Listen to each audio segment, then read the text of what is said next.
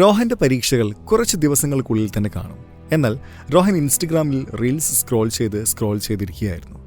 അവൻ്റെ അച്ഛൻ ദിവസവും 400 രൂപ മാത്രം ശമ്പളം കിട്ടുന്ന കൂലി തൊഴിലാളിയായിരുന്നു. എന്നാൽ യഥാർത്ഥ ജീവിതത്തിൽ നിന്നും ഒളിച്ചോടുന്നതിനായി അവൻ യൂട്യൂബിൽ ഇൻഫ്ലുവൻസർമാരുടെ വലിയ ലൈഫ് സ്റ്റൈൽ കണ്ടുകൊണ്ടിരിക്കുകയായിരുന്നു. 10ാം ക്ലാസ്സിൻ്റെ പരീക്ഷ എഴുതില്ല എന്നവൻ തീരുമാനിച്ചു. പഠനമൊക്കെ വേണ്ട എന്ന് വെച്ച് ഒരു യൂട്യൂബർ ആകാമെന്ന് അവൻ കരുതി. ഒരിക്കൽ അവൻ്റെ മനസ്സിൽ ഒരു മോശം ചിന്തയുണ്ടായി. അങ്ങനെ അവൻ വീട്ടിൽ നിന്നും അവൻ്റെ അച്ഛൻ്റെ കൂലി മോഷ്ടിച്ചു.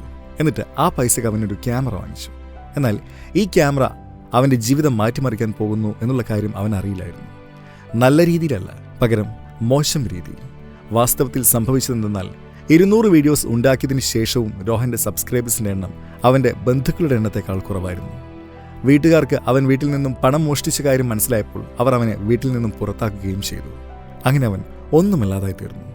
അവന് മുന്നോട്ട് പഠിക്കുവാനും സാധിക്കില്ലായിരുന്നു. വീട്ടിലേക്ക് തിരികെ പോകാനും അവന് സാധിക്കില്ലായിരുന്നു. 10ാം ക്ലാസ് പരീക്ഷയിലും അവൻ തോറ്റുപോവുകയാണ് ഉണ്ടായത്. പിന്നെ സംഭവിച്ചത് എന്താണെന്നറിയണം. അവനും അവൻ്റെ അച്ഛനെ പോലെ തന്നെ ഒരു കടയിൽ കൂലിപ്പണിക്കാരനായി ജോലി ചെയ്തു തുടങ്ങി. ജീവിതകാലം മുഴുവനും അവൻ മൊബൈൽ ഫോൺ എങ്ങനെ അവൻ്റെ ജീവിതം നശിപ്പിച്ചുവെന്ന് സ്വയം കുറ്റപ്പെടുത്തിക്കൊണ്ടിരിക്കുകയും ചെയ്തു. 10ാം ക്ലാസ് പരീക്ഷയ്ക്ക് മര്യാദയ്ക്ക് പഠിച്ചിരുന്നെങ്കിൽ ഇന്നെനിക്ക് ഇങ്ങനെയൊന്നും വരില്ലായിരുന്നു. ഞാൻ ഏതെങ്കിലും ഒരു നല്ല ഓഫീസിൽ ജോലി ചെയ്തേനെ. ജോലി ചെയ്ത് എൻ്റെ കൈകൾ വരെ വേദനിക്കുന്നു. എൻ്റെ പക്കലെല്ലാം ഉണ്ടായിരുന്നു. ഫോണുണ്ടായിരുന്നു, ഇൻ്റർനെറ്റ് ഉണ്ടായിരുന്നു, 2 നേരം കഴിക്കാൻ നല്ല ഭക്ഷണമുണ്ടായിരുന്നു, അച്ഛനെയും അമ്മയുടെയും സ്നേഹം കരുതലും ഉണ്ടായിരുന്നു. ആ സമയം നല്ല രീതിയിൽ ഉപയോഗിക്കാതെ ഞാൻ എൻ്റെ ജീവിതം നരകമാക്കി തീർത്തു. ഇനി ഒരു കുട്ടിക്കും എൻ്റെ വിധി ഉണ്ടാകരുത്. ഐ മിസ് യു അച്ഛ, ഐ മിസ് യു അമ്മ. മോഷ്ടിച്ചതിലൂടെ ഞാൻ നിങ്ങളുടെ വിശ്വാസം നഷ്ടപ്പെടുത്തി എന്നുള്ളത് നേരാണ്.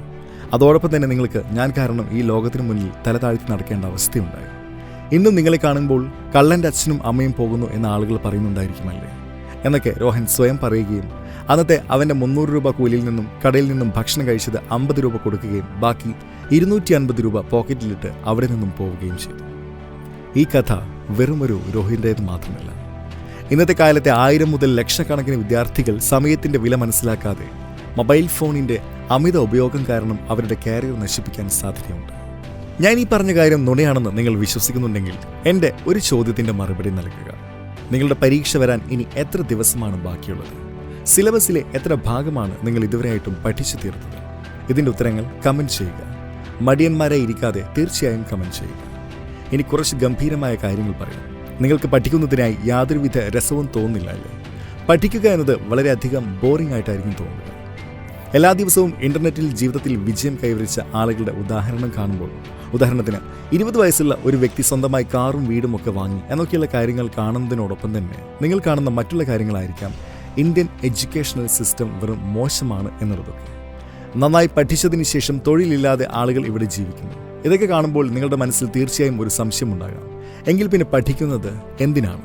ഒന്നും പഠിക്കാതെ തന്നെ ആളുകൾ എന്നെക്കാളും മുന്നിലെത്തുമ്പോൾ ഞാൻ എന്തിനെ പഠിച്ച സമയം കളയണം? ഈ ഇൻ്റർനെറ്റ് ലോകത്തിൽ നിങ്ങളുടെ ഉള്ളിൽ ഫോമോ, അതായത് ഫിയർ ഓഫ് മിസ്സിംഗ് ഔട്ട് ഉണ്ടാക്കുന്ന പലതരം ആളുകളുമുണ്ട്. അവർ സ്വയം ചെയ്യുന്ന കാര്യങ്ങളെല്ലാം നല്ലതാണെന്നും നിങ്ങൾ ചെയ്യുന്നതൊക്കെ വെറുതെ ആണെന്നുള്ള തോന്നൽ നിങ്ങളിൽ ഉണ്ടാക്കുന്നു. പിന്നെ എന്തു വേണം? അവർ പറയുന്ന കാര്യങ്ങൾ തന്നെ നിങ്ങൾ പിന്തുടരാൻ തുടങ്ങുന്നു. അവരെ കണ്ണടച്ച് വിശ്വസിച്ച് ഫോളോ ചെയ്യുന്നു. അതിലൂടെ നിങ്ങളുടെ അച്ഛനും അമ്മയും കഷ്ടപ്പെട്ടുണ്ടാക്കുന്ന പണവും അധ്വാനവും ഒക്കെ നിങ്ങളുടെ ഫേവറേറ്റ് ഇൻഫ്ലുവൻസിൽ നിന്ന് നൽകുന്നു. എല്ലാവരും മോശമാണെന്നല്ല ഞാൻ പറയുന്നത്. എന്നാൽ ഇതിൽ ഭൂരിഭാഗം പേരും നിങ്ങളെ വഴിതെറ്റിക്കാനാണ് ശ്രമിക്കുന്നത്. ഞാൻ ഈ പറഞ്ഞ കാര്യവുമായി യോജിക്കുന്നുവെങ്കിൽ കമൻറ്റ് ബോക്സിൽ അഗ്രി എന്ന് കമൻറ്റ് ചെയ്യുക. അല്ലെങ്കിൽ നിങ്ങളുടെ കാഴ്ചപ്പാട് എന്താണോ അത് വ്യക്തമാക്കുക. ഇനി നമുക്ക് കാര്യത്തിലോട്ട് കടക്കാം. ഇനിയെങ്കിലും നിങ്ങൾ പഠനത്തെപ്പറ്റി സീരിയസ് ആയി ചിന്തിക്കുന്നതിന് വേണ്ടിയിട്ടാണ് ഇപ്പോൾ ഞാൻ ഈ വീഡിയോ ഉണ്ടാക്കിയത്. നിങ്ങൾക്ക് പല സത്യാവസ്ഥകളും മനസ്സിലാക്കി തരാൻ വേണ്ടിയിട്ട് കൂടിയാണിത്. അതുകൊണ്ട് നിങ്ങൾക്ക് ഞാൻ ഇപ്പോൾ തന്നെ പുസ്തകം തുറന്നു വെച്ച് പഠിക്കുന്നതിന് വേണ്ടിയുള്ള 4 പ്രധാനപ്പെട്ട കാരണങ്ങൾ നൽകുന്നതാണ്. ഇതിനുശേഷം പഠനത്തിലൂടെ നിങ്ങൾ ചിലപ്പോൾ ടോപ്പർ വരെ ആയെന്ന് വരാം. May be. So reason number 1, സ്വന്തം അവസ്ഥ മനസ്സിലാക്കുക. നിങ്ങൾ നിങ്ങളുടെ ഇപ്പോഴത്തെ അവസ്ഥ എന്താണെന്നൊന്ന് കാണുക. നിങ്ങളുടെ അച്ഛനും അമ്മയും മാസം തോറും ലക്ഷങ്ങൾ സമ്പാദിക്കുന്നവരാണോ? നിങ്ങളുടെ ജീവിതം സെറ്റാണോ? നിങ്ങൾ ജീവിതകാലം മുഴുവൻ വീട്ടിലിരുന്ന് അടിച്ചു പൊളിച്ച് ജീവിക്കാൻ തക്കവണ്ണം ആസ്തിയുള്ള ആളാണോ? ഈ ചോദ്യങ്ങളുടെയൊക്കെ ഉത്തരം അതെ എന്നാണെങ്കിൽ പോലും നിങ്ങൾ അധികം സന്തോഷിക്കേണ്ട. ജീവിതകാലം മുഴുവൻ അമ്മയുടെയും അച്ഛൻ്റെയും പൈസയിൽ മാത്രം ജീവിക്കുന്നതിനേക്കാൾ നാണക്കേടുള്ള കാര്യം വേറൊന്നുമില്ല. ഇനി നിങ്ങളുടെ ഉത്തരം ഇല്ല എന്നാണെങ്കിൽ ഇനി എന്തിനു വേണ്ടിയാണ് നിങ്ങൾ കാത്തു നിൽക്കുന്നത്? അമ്മയ്ക്കും അച്ഛനും വേണ്ടി എന്തെങ്കിലും ചെയ്യണമെന്നുണ്ടോ? ഇല്ലയോ? അതോ അവരുടെ മരണത്തിന് ശേഷം മാത്രമേ എന്തെങ്കിലുമൊക്കെ ആവുകയുള്ളൂ എന്ന് തീരുമാനിച്ചിട്ടുണ്ടോ? സ്വന്തം സമ്പാദ്യത്തിൽ നിന്നും അച്ഛനെയും അമ്മയും 5 സ്റ്റാർ ഹോട്ടലിൽ കൊണ്ടുപോകണമെന്നും എയ്റോപ്ലെയിനിൽ കൊണ്ടുപോകണമെന്നൊന്നും നിങ്ങൾ ആഗ്രഹിക്കുന്നില്ലേ? നിങ്ങളൊരു വിവാഹം കഴിക്കുമ്പോൾ പോലും നിങ്ങളുടെ അമ്മയ്ക്കും അച്ഛനും യാതൊരു ചെലവും വഹിക്കേണ്ടി വരാത്ത ഒരു അവസ്ഥയിലെത്തണ്ടേ? ഇനിയും എത്ര കാലം അവർക്ക് ഭാരമായിരിക്കും? നിങ്ങൾ ഇത്രയും വലുതാക്കിയില്ലേ? ഇനിയെങ്കിലും സ്വന്തം അവസ്ഥയും ഉത്തരവാദിത്തങ്ങളും മനസ്സിലാക്കൂ. ഒരിക്കലെങ്കിലും അമ്മയോടും അച്ഛനോടും അവർക്ക് നിങ്ങളിൽ എത്രത്തോളം പ്രതീക്ഷകളുണ്ടെന്ന് ചോദിക്കുക. ചിലപ്പോൾ നിങ്ങളുടെ അച്ഛൻ അദ്ദേഹത്തിൻ്റെ കൂട്ടുകാരോട് ഞാൻ എൻ്റെ മകനെ ഒരു ഡോക്ടറാക്കും എന്നായിരിക്കും, അല്ലെങ്കിൽ ഞാൻ എൻ്റെ മകൻ്റെ ജീവിതത്തിൽ അഭിമാനം ഉയർത്തുന്ന തരത്തിൽ എന്തെങ്കിലും ചെയ്യുക തന്നെ ചെയ്യും എന്നൊക്കെ ആയിരിക്കും പറഞ്ഞിരിക്കുക. നിങ്ങളുടെ അച്ഛൻ്റെയും അമ്മയുടെയും കണ്ണുകൾ എന്തായാലും കണ്ണുനീർ കൊണ്ട് നിറയും. പക്ഷെ അത് സന്തോഷം കൊണ്ടുള്ളതാകണോ ദുഃഖം കൊണ്ടുള്ളതാകണോ എന്നുള്ളത് നിശ്ചയിക്കേണ്ടത് നിങ്ങളാണ്, നിങ്ങൾ മാത്രമാണ്. ഇതൊക്കെ കേട്ടതിന് ശേഷം ഹൃദയത്തിൽ കുറച്ചെങ്കിലും തീ പടർന്നിട്ടുണ്ടെങ്കിൽ കമൻറ്റ് സെക്ഷനിൽ തീയുടെ ഇമോജി കമൻറ്റ് ചെയ്യുക. എത്ര പേരുടെ മനസ്സിൽ അമ്മയോടും അച്ഛനോടുള്ള സ്നേഹം ഇപ്പോഴും ഉണ്ടെന്ന് അറിയാൻ വേണ്ടിയാണ്. റീസൺ നമ്പർ 2, ജീവിതം അത്ര എളുപ്പമുള്ളതല്ല. സമയം എത്ര വേഗതയേറിയതാണ് എന്ന് നിങ്ങൾക്ക് തോന്നുന്നുണ്ടാകാം. കളിച്ചു ചിരിച്ച് 2023 തീർന്നു കിട്ടി. സിനിമയും കണ്ട് കൂട്ടുകാരോടൊപ്പം പുറത്തേക്ക് പോയി അടിച്ചു പൊളിച്ച് തന്നെ മുഴുവൻ ജീവിതം മുന്നോട്ട് പോകാം എന്ന് നിങ്ങൾക്ക് തോന്നുന്നുണ്ടാവാം. എന്നാൽ അത്ര എളുപ്പത്തിൽ നിങ്ങൾക്ക് ഇങ്ങനെയൊന്നും ജീവിക്കുവാൻ സാധിക്കില്ല. ഉത്തരവാദിത്തങ്ങളുടെ ഒരു മല തന്നെ നിങ്ങളുടെ മുകളിൽ വരാൻ പോകുന്നതേയുള്ളൂ. അച്ഛൻ ഭക്ഷണം തരുന്ന കാലത്തോളം കളിച്ച് ചിരിച്ച് നടക്കുന്നതും കൂട്ടുകാരോടൊപ്പം പുറത്തു പോകുന്നതും അങ്ങനെയെല്ലാം വളരെ എളുപ്പമുള്ളതായി തോന്നും. എന്നാൽ കുടുംബത്തിൻ്റെ ഉത്തരവാദിത്വം മുഴുവൻ നിങ്ങളുടെ ചുമലിലെത്തുമ്പോൾ മാത്രമേ നിങ്ങൾക്ക് ശരിക്കും ജീവിതം എന്താണെന്ന് മനസ്സിലാവുകയുള്ളൂ. നിങ്ങളുടെ കൂട്ടുകാരെല്ലാം ഏതാണ്ടൊക്കെ നല്ല നിലയിൽ എത്തിയിട്ടുണ്ടാകും. അപ്പോഴായിരിക്കും ജീവിതത്തിലെ ഈ ഓട്ടത്തിൽ നിങ്ങൾ എത്രത്തോളം പിന്നിലാണെന്ന കാര്യം നിങ്ങൾ തിരിച്ചറിയുന്നത്.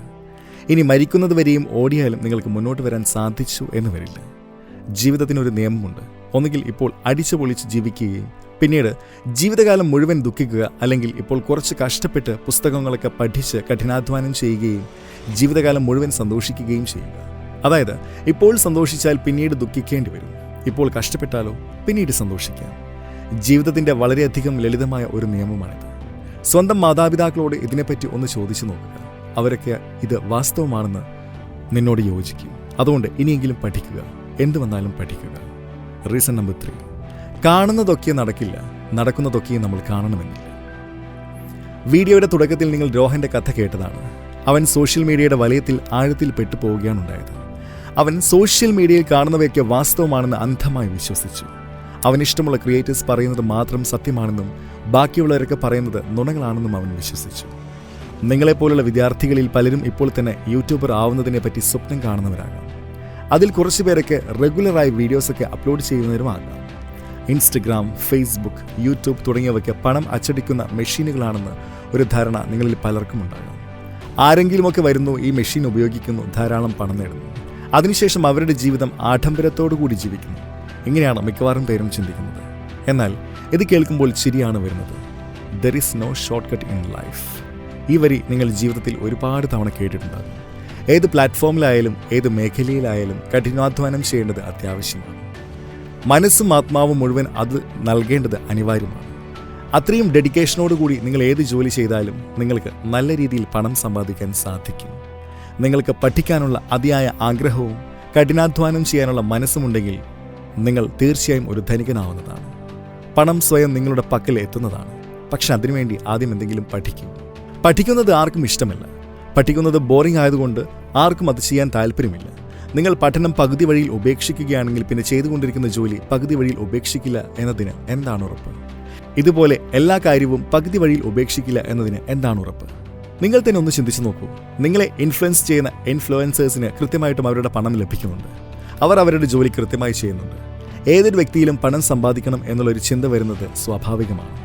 മറ്റുള്ള എല്ലാ ജോലിയേക്കാളും മികച്ചത് എൻ്റെ ജോലിയാണ് എന്ന് പറഞ്ഞ് മറ്റുള്ള കുട്ടികളെ തെറ്റിദ്ധരിപ്പിച്ച് അവരുടെ ഭാവി നശിപ്പിക്കുന്നത് അത്ര ശരിയായ കാര്യമല്ല. അതുകൊണ്ട് കാണുന്നതിലെല്ലാം അമിതമായി വിശ്വസിക്കാതിരിക്കുക. പകരം ഇപ്പോൾ നന്നായിട്ട് പഠിക്കുക. ഞാനും സ്വയം പഠനം പൂർത്തിയാക്കിയതിന് ശേഷമാണ് ഈ മേഖലയിലോട്ട് വന്നത്. 10ാം ക്ലാസ്സിലെ തന്നെ പഠനം അവസാനിപ്പിച്ചിരുന്നെങ്കിൽ എങ്ങനെയാണ് എനിക്ക് ഇംഗ്ലീഷിലുള്ള ആർട്ടിക്കിൾസും കോംപ്ലിക്കേറ്റഡ് ടേംസും ഒക്കെ എങ്ങനെയാണ് മനസ്സിലാക്കുവാൻ സാധിക്കുക? ഏത് ജോലിയിലായാലും പഠനം എന്നുള്ളത് പ്രധാനപ്പെട്ട ഒരു കാര്യമാണ്. അതുകൊണ്ട് എന്ത് ചെയ്താലും ആദ്യം പഠനത്തിന് പ്രാധാന്യം നൽകുക. അതുകൊണ്ട് എല്ലാത്തിനേക്കാളും മുകളിൽ നിങ്ങൾ ചെയ്യേണ്ടത് പഠിക്കുക എന്നുള്ളതാണ്. Last reason number 4, Indian education system. Indian education system അങ്ങനെയാണ് ഇങ്ങനെയാണ് എന്നൊക്കെ പറഞ്ഞുള്ള വീഡിയോകൾ നിങ്ങൾ കാണാറില്ലേ? എന്നാൽ ഈ പറഞ്ഞ വീഡിയോസ് ഉണ്ടാക്കുന്ന ആളുകൾ ഏത് അമേരിക്കയിൽ നിന്നുമാണ് പഠിച്ചത്? അവരും ഇതേ സിസ്റ്റത്തിൽ നിന്നും പഠിച്ചവരല്ലേ? നിങ്ങൾ തന്നെ എന്നോട് പറയൂ, ഇന്ത്യൻ വിദ്യാഭ്യാസ മേഖല എങ്ങനെ തന്നെയായാലും ഇതിനെ പിന്തുടരുന്നത് അല്ലാതെ നമ്മുടെ പക്കൽ മറ്റെന്ത് മാർഗമാണുള്ളത്? നിങ്ങളൊരു മെലിഞ്ഞ വ്യക്തിയാണ്, നിങ്ങളുടെ മുന്നിൽ ഒരു അണ്ടർടേക്കർ നിൽക്കുന്നു എന്നുള്ള സാഹചര്യം പോലെയാണ് ഇതും. നിങ്ങൾ അയാളുമായി ഫൈറ്റ് ചെയ്യണമെങ്കിൽ നിങ്ങളെക്കൊണ്ടത് സാധിക്കുമോ? അതോ മിണ്ടാതെ നിങ്ങൾ വീട്ടിലേക്ക് തിരികെ വരുമോ? അതുകൊണ്ട് തന്നെ നമുക്ക് മുന്നിലുള്ള നമ്മൾ തീർച്ചയായും ചെയ്തിരിക്കേണ്ട കാര്യങ്ങൾ ചെയ്യുക തന്നെ വേണം. നമുക്ക് വേണ്ടതുപോലെ ജീവിതത്തിൽ എല്ലാം സംഭവിക്കുകയാണെങ്കിൽ പിന്നെ ഒന്നും ചെയ്യേണ്ട കാര്യമില്ലല്ലോ. അതുകൊണ്ട് നല്ല രീതിയിൽ പഠിച്ച് ഒരു IAS ഒക്കെ ആവാൻ ശ്രമിക്കുക. എന്നിട്ട് ഈ രാജ്യത്തെ മുന്നോട്ട് കൊണ്ടുവരിക. നിങ്ങൾക്ക് മോട്ടിവേഷൻ തന്ന് ഞാൻ സ്വയം മോട്ടിവേറ്റഡായി നന്നായി പഠിക്കുക. Thank you so much for watching.